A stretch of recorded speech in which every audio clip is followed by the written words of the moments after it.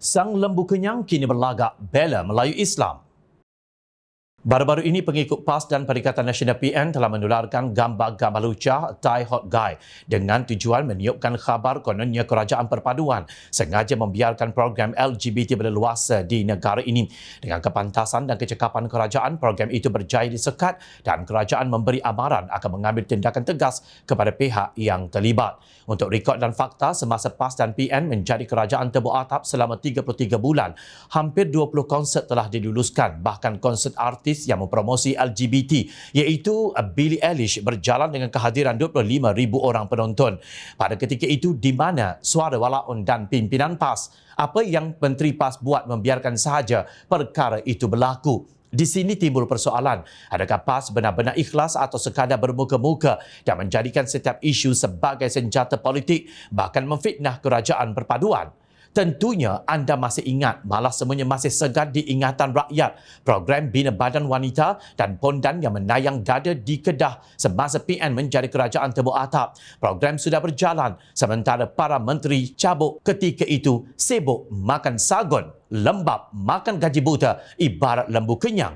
Selama 33 bulan kerajaan tebuk atap, netizen dalam keadaan tenteram kerana menteri dan setro PN PAS yang suka memainkan isu agama dan kaum seperti ulah sawa kekenyangan yang mendapat ghanimah makan duit haram ketika itu. Kini, para walaun PN PAS telah kembali keluar membuat kacau kononnya untuk mengulangi semula kejayaan tiupan api perkauman dan agama sempit sebelum langkah Sheraton dan pilihan raya umum ke-15 PRU15. Ketika itu, para ulama PAS telah mencetuskan fitnah di mimbar masjid demi mencapai hasrat menebuk atap sehingga memainkan isu orang Melayu Islam seperti tabung haji, institusi di Raja Melayu terancam, hak istimewa orang Melayu akan dihapuskan, LGBT dan tidak kurang pula isu kematian adib menjadi bahan sogokan hina puak penebuk atap ini.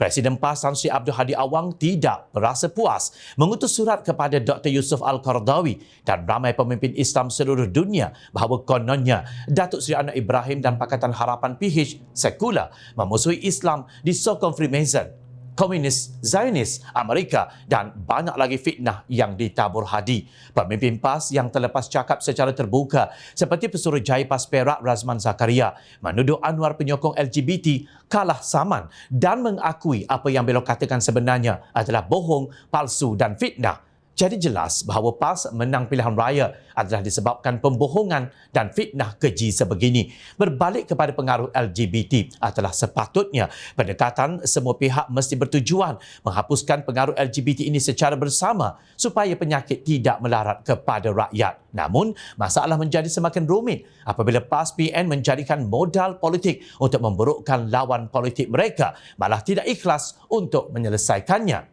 Faktanya, trend kes baharu HIV dalam kalangan homoseksual di Kelantan menunjukkan peningkatan sebanyak 33.2% dalam tempoh 5 tahun yang bermula 2016 sehingga 2021.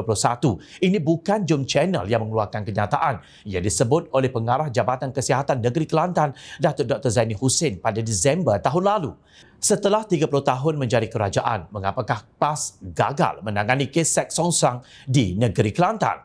Sibuk bicara tentang rumput di laman orang, laman sendiri rumput menjala di kaki tangga. Rakyat Malaysia perlu bersedia dengan banyak lagi isu perkauman dan agama sempit yang akan dimainkan oleh puak-puak ini dalam usaha untuk menutup skandal rasuah besar-besaran RM4.5 bilion Perikatan Nasional dalam kontrak jana wibawa.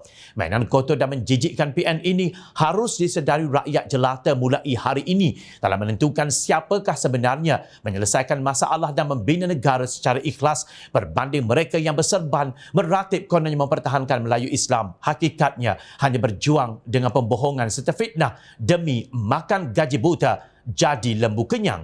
Barang diingat, Nabi SAW pernah mengingatkan, sudah hampir tiba satu zaman di mana ulama mereka adalah sejahat-jahat makhluk yang berada di bawah langit. Daripada mereka lah keluarnya segala fitnah dan fitnah itu akan memakan diri ulama itu sendiri. Hadis riwayat Baihaqi.